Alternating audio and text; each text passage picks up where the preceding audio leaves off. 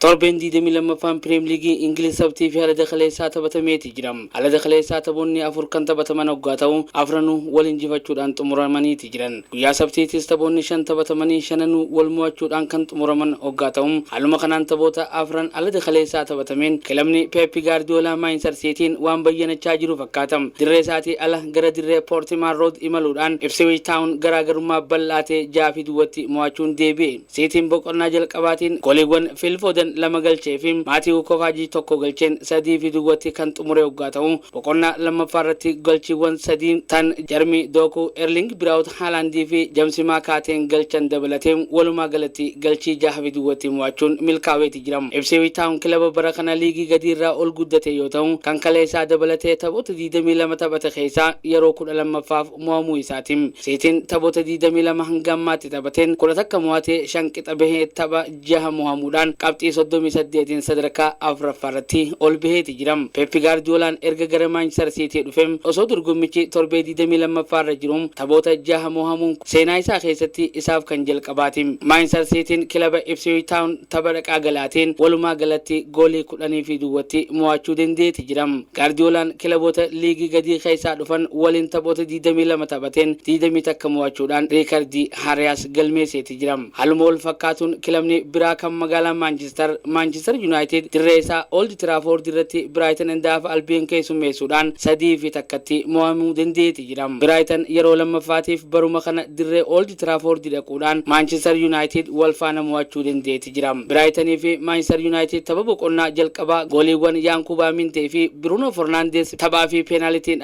galchaniin takkaan boqonnaa duraa xumureeti ture. Haa ta'u Brighton boqonnaa lammaffaa irratti goolii Kooruu Mitoomaa fi Jorginho Ruuter galchaniin walumaa galatti galchii 3-1 mo'achuu dandeetti jiram. Manchester United tapha kanarratti kubbaa kallattii eeggate takka qofa taasisuudhaan dirree isaatirratti gahumsa akka malee gad aanaa mul'isuu dandeetti jiram. Leenjisaan Manchester United Ruben Amorim erga gara kilaba Manchester United dhufe taphoota Pirimeer Liigii Ingiliz 15 kilabicha durseen 5 mo'atee 3 qixa bahee tapha 7 mo'amuu dandeetti jiram. Qabxii 45 sila argachuu qabu keessaa 11 qofa argachuu dandeem. Kana malees taphoota 15 taphate irratti gooliiwwan 24 galchuudhaan 28 irratti galuudhaan gara ittisaatiin kilaba qaawwa bal'aa qabu ta'uusaa mirkaneesseeti jiram. Manchester United dirree Old Trafford irratti taphoota 5 walitti aansuudhaan taphate hunda irratti dursee goolii keessummeessuu dandeetti jiram. Taphoota 5 goolii 12tu itti galem. Brighton dirree Old Trafford irratti yeroo sadaffaatiif walitti aansee Manchester United mo'achuudhaan hat-trick hojjete. United Premier League'dhaan Old Trafford irratti taphoota 12 taphate keessaa 6 mo'amuun kun isaaf waggoota 130 booda yookiin bara 1893 booda kan jalqabaa ta'uu isaati. Taphoota biraatiin Everton Tottenham Hotspur 3-2 mo'achuu dandeetti jiram. Leenjisaan West Ham United fi Everton duraanii David Moyes erga leenjisaa haaraa Everton ta'uudhaan muudaman booda tapha jalqabaa isaanii injifannoon akka ja'aniitti jiran. Tottenham Hotspur taphoota Premier League dhiyoo as taphate 6 keessaa 5 mo'amuu fi 1 qixa bahuu dandeetti jiram. Kilabni Everton turtii waggoota 7 fi guyyoota 360 booda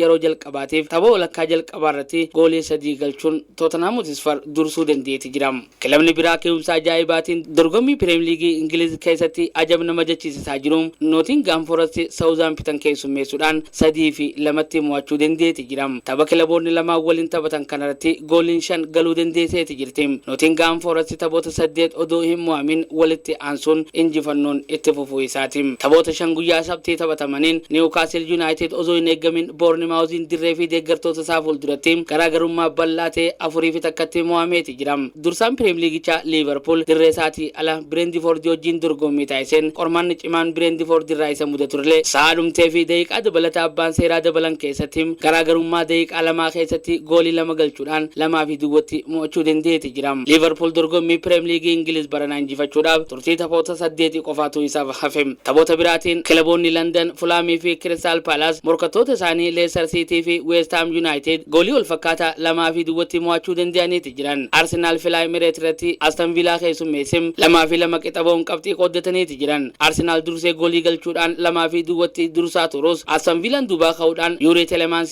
fi Ole Watkins goolii garaagarummaa daqiiqaa 8 keessatti wal faana goolii 2 galcheen Arsenal wajjin qabxii qooddatee deebuu dandeetti jira. Arsenal Martinelli fi Kai Havertz dursanii daqiiqaa 35ffaa fi 53ffaa irratti goolii 2 galchuun dursuu turullee Aston Villa wajjin qabxii qabxii qoddachuu dandeetti jiram. Dorgommii Premier League Ingiliz keessatti taphoota dhiyoo as taphachaa jiruun Arsenaal injifachuun akka malee ulfaataatti jiram. Keessattuu kilabicha erga taphataa sarara moggaa Bukaayoo Saakaa miidhamaan dhabe boodam injifachuun akka malee isatti ulfaateetti jiram. Arsenaal tan Villaa wajjin taphatee qabxii qoddachuudhaan wal qabateem Liverpool kan Premier League dursaa jirurraa qabxii 6 fagaachuudhaan sadarkaa lammaffaarra taa'uuf dirqameetti jiram. Torbeen 22ffaan Premier League Ingiliz kun tapha tokko kan arra galgala Chelsea Stamford Bridge irratti Wolves simatuun kan xumuramu taham. Chelsea taphoota torbee 21ffaatiin Stamford Bridge irratti erga Bournemouth waliin 2-2 boon qabxii qoddate boodam gara injifannootti deebi'uudhaaf galgala kana Wolves kan keessummeessu tam. Wolves ammoo tapha torbee 21ffaatiin Newcastle 3-2 mo'ameeti turem. Arra ammoo gara injifannootti deebi'uudhaaf Chelsea wajjin kan falmatu tam. Chelsea taphaarra Wolves wajjin taphatu kan mo'atu yoo ta'e qabxii 37 amma qabu gara 40tti ol guddifachuudhaan sadarkaa 6ffaatan ammarra jirurraa gara sadarkaa 4ffaatti kan ol guddatu tam. Kilabni Wolves ammoo yeroo ammam qabxii 16 sadarkaa 17ffaarratti argama waan ta'eef daangaa sodaa balaa kufaatirraa fagaachuudhaaf Chelsea wajjin ijibbaata kan taasisu tam. Kilaboonni lamaan kanaan duratti taphoota 117 kan waliin taphatan hoggaa ta'uun Chelsea taphoota 45 mo'achuun olaantummaadha qabam. Wolves ammoo taphoota 42 mo'achuu dandeetti jiram. Taphoota 30 qixaboodhaan qabxii addaan qoddataniiti jiran. Taphoota 5 yeroo dhiyoo as kilaboonni lamaan waliin taphataniin Wolves 3 injifachuudhaan olaantummaadha qabam. Chelsea ammoo tapha 2 qofa mo'achuu dandeem. Taphni har'aan tana galgala Chelsea fi Wolves waliin taphatan Stamford Bridge irratti galgala keessaa sa'a 5 irraa eegaluudhaan kan waliin taphatan ta'u. Taphoota Premier League gammaatti taphatameen Liverpool tapha tokko haftee osoo qabu qabxii 50 kan dursu hoggaa ta'u. Arsenal qabxii 6 Liverpool duubaanuudhaan qabxii 44 sadarkaa lammaffaarratti argamam. Nottingham Forest Arsenal wajjin qabxii wal fakkaataa 44 qabaachuudhaan garaagarummaa gooliitiin sadarkaa sadaffaarra taa'etti jiram. Kilabni Pep Guardiola Manchester Cityn qabxii 38 sadarkaa afuraffaarra yoo ta'u Chelsea sadarkaa 6ffaarratti argamam. Manchester United ammoo qabxii 26 sadarkaa 13ffaarra kan taa'ee jiru hoggaa ta'u Tottenham Hotspur qabxii 24 sadarkaa 15ffaarra taa'etti jiram.